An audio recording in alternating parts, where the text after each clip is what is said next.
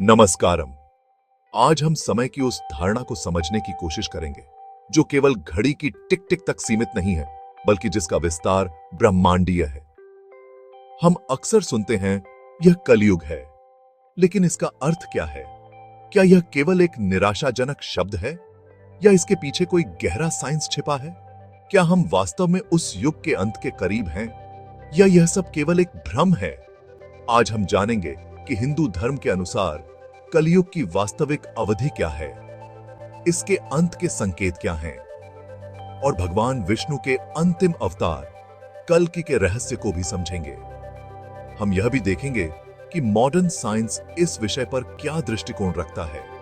तो मेरे साथ इस खोज में अंत तक बने रहें, क्योंकि जो आप जानेंगे वह शायद समय और अस्तित्व के प्रति आपके दृष्टिकोण को बदल सकता है।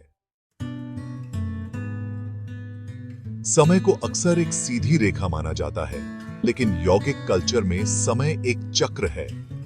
ब्रह्मांडीय चक्र को 4 युगों में बांटा गया है: सतयुग, त्रेता युग, द्वापर युग और कलयुग। सतयुग में मानव चेतना अपने शिखर पर होती है और कलयुग में यह सबसे कम। शास्त्रों के अनुसार सतयुग 17,28,000 वर्ष, त्रेता 12,96,000, द्वापर 8,64,000 और कलयुग 4,32,000 वर्ष का है।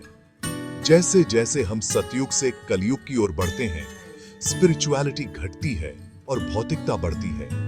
कलयुग की शुरुआत भगवान श्री कृष्ण के प्रस्थान से मानी जाती है, लगभग 302 ईसा पूर्व। इसका अर्थ है कि कलयुग के अभी भी लाखों वर्ष शेष हैं।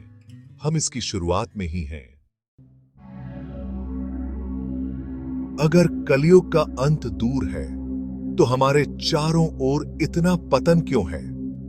शास्त्रों के अनुसार कलयुग में सत्य और धर्म का लोप होगा और अधर्म को ही धर्म माना जाएगा। आज के समाज में ईमानदारी दुर्लभ है और स्वार्थ रिश्तों का आधार बन गया है। केवल धनवान व्यक्ति का सम्मान होगा, न्याय शक्ति और धन के अधीन होगा। प्रकृति भी मनुष्य के कर्मों का प्रतिबिंब बनेगी। आपदाएं, कम आयु और करप्शन बढ़ेंगे। यह सब जानकर निराशा नहीं, बल्कि जागरूकता जरूरी है। जब हम इन लक्षणों को पहचानते हैं, तो हम अपनी चेतना को ऊपर उठा सकते हैं। जब अंधकार चरम पर होता है, तब प्रकाश की सबसे अधिक आवश्यकता होती है। हिंदू धर्म में अवतार की धारणा है। जब अधर्म बढ़ता है, तब दिव्यता अवतरित होती है। श्रीमद् भगवद गीता में कृष्ण कहते हैं, यदा यदा हि धर्मस्य ग्लानिर्भवति तदात्मानं सृजाम्यहम्। कलयुग के अंत में भगवान विष्णु के अंतिम अवतार कल्कि का अवतरण होगा। कल्कि का जन्म शंभल ग्राम में होगा और वे अधर्म का नाश करेंगे। उन्हें सफेद घोड़े पर प्रज्वलित तलवार के साथ चित्रित किया गया है। यह अज्ञान के अंधकार को काटने का प्रतीक है। उनके बाद धर्म की पुनर्स्थापना होगी और एक नया सतयुग आरंभ होगा। शास्त्रों के अनुसार कलयुग लाखों वर्षों का है, लेकिन सभी इससे सहमत नहीं हैं।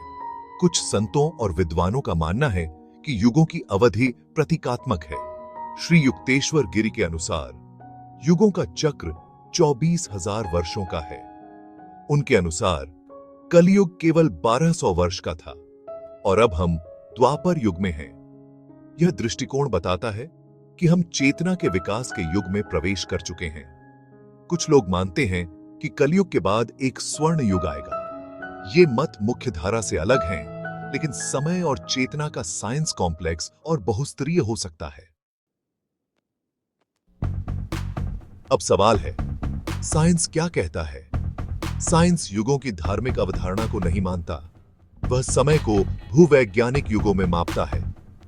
कलयुग जैसी चेतना आधारित अवधारणा साइंस के दायरे से बाहर है।